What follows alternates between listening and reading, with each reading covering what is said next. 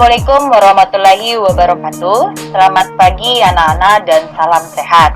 Baik, hari ini hari Senin tanggal 27 Juli kita masuk ke subtema 2.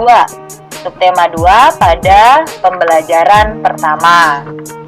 Silahkan buka buku kalian halaman 83 di mana materi hari ini akan kita bahas dua mata pelajaran, yaitu mata pelajaran IPA dan mata pelajaran IPS. Oke, pada pertemuan sebelumnya kita sudah membahas tentang perkembangbiakan tumbuhan, dan hari ini kita akan membahas tentang perkembangbiakan hewan.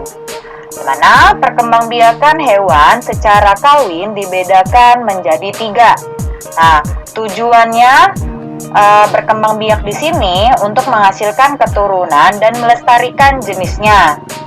Cara berkembang biak hewan dibedakan menjadi 3. Yang pertama, bertelur atau ovipar. Yang kedua, melahirkan atau vivipar. Dan yang ketiga, ovovivipar atau bertelur dan melahirkan. Kita bahas satu persatu. Yang pertama, bertelur atau ovipar.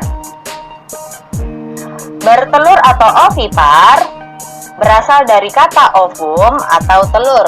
Sel telur dari hewan betina dibuahi oleh sel sperma yang dihasilkan oleh hewan jantan. Nah, pada pembuahan di sini terjadi 2 macam. Yang pertama, pembuahan secara internal dan pembuahan secara eksternal. Pembuahan secara internal yaitu jika peleburan sel ovum dengan sel sperma terjadi di dalam tubuh induknya. Contoh hewannya di sini yaitu hewan unggas atau sebangsa burung. Ini contohnya ya, ada ayam, bebek, dan burung. Yang kedua yaitu pembuahan secara eksternal, di mana pembuahan secara eksternal yaitu ketika peleburan sel ovum dengan sel sperma terjadi di luar tubuh induknya. Nah, hewan yang melakukan pembuahan secara eksternal di sini yaitu hewan pisces atau sejenis ikan dan hewan amfibi seperti katak dan salamander. Pada kasus ikan dan katak, peleburan antara sel ovum dengan sel sperma terjadi di air.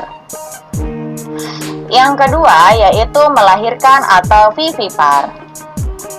Melahirkan atau vivipar yaitu sel telur dibuahi oleh sperma di dalam tubuh induknya. Hewan yang melahirkan memiliki rahim atau yang disebut uterus. Contoh hewannya yaitu ada kucing, lumba-lumba, paus, singa, dan gajah. Ciri-ciri hewan vivipar yang pertama memiliki kelenjar susu. Yang kedua, memiliki daun telinga. Yang ketiga, memiliki rambut yang menutupi tubuhnya. Yang keempat, hewan vivipar termasuk kelompok hewan mamalia. Dan yang kelima, individu baru akan dilahirkan dari tubuh induknya. Yang ketiga, bertelur dan melahirkan atau yang disebut ovovivipar. Ovovivipar pada perkembangbiakan di sini setelah terjadi pembuahan, telur terus berkembang di dalam tubuh induk, tetapi makanan yang dibutuhkan oleh embrio tidak berasal dari induk, tetapi berasal dari cadangan makanan yang terdapat dalam telur. Contoh hewannya yaitu ada hiu, salamander, ikan pari, ular sanca, dan bunglon. Ciri-ciri hewan ovovivipar yaitu memiliki embrio yang mampu berkembang menjadi cangkang telur dalam tubuh induk. Yang kedua, tidak menyusui. Yang ketiga, anak tidak diasuh oleh induknya. Yang keempat, tidak memiliki rahim. Yang kelima, pembuahan terjadi di tubuh betina. Yang keenam, termasuk dalam hewan berdarah dingin. Yang ketujuh, setelah menetas, spesies akan dikeluarkan dari tubuh induknya. Baik, itu penjelasan mata pelajaran IPA. Untuk tugas nanti Ibu berikan dalam bentuk link. Oke, selanjutnya masuk ke materi IPS. Silahkan kalian buka buku kalian halaman 86. Pada halaman 86 di sini akan membahas tentang kegiatan ekonomi negara ASEAN. Oke, pada pertemuan sebelumnya, ASEAN merupakan singkatan dari Association of Southeast Asian Nation. ASEAN merupakan sebuah organisasi geopolitik dan ekonomi dari negara-negara di kawasan Asia Tenggara.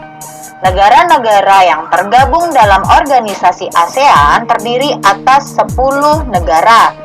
Yang pertama ada Indonesia, yang kedua ada Laos, yang ketiga negara Malaysia, yang keempat negara Myanmar, yang kelima negara Filipina, yang keenam negara Singapura, yang ketujuh negara Thailand, yang kedelapan negara Vietnam, yang kesembilan negara Brunei Darussalam, dan yang terakhir 10 negara Kamboja. Bagaimana sih kegiatan ekonomi negara ASEAN? Berikut uraiannya. Yang pertama, penjelasan tentang negara Malaysia. Negara Malaysia memiliki mata uang yang bernama ringgit Malaysia.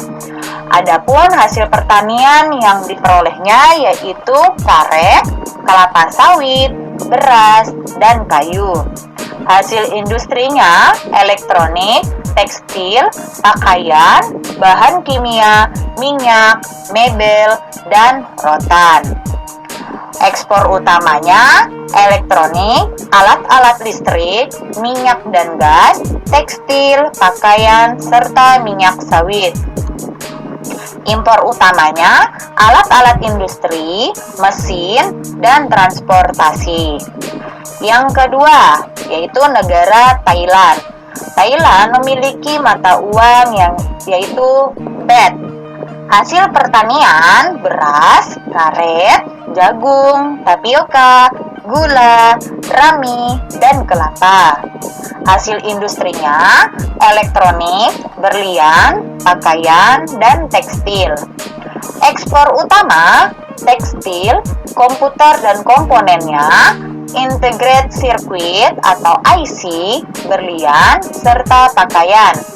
Impor utama mesin industri, baja, alat-alat listrik, dan suku cadang kendaraan.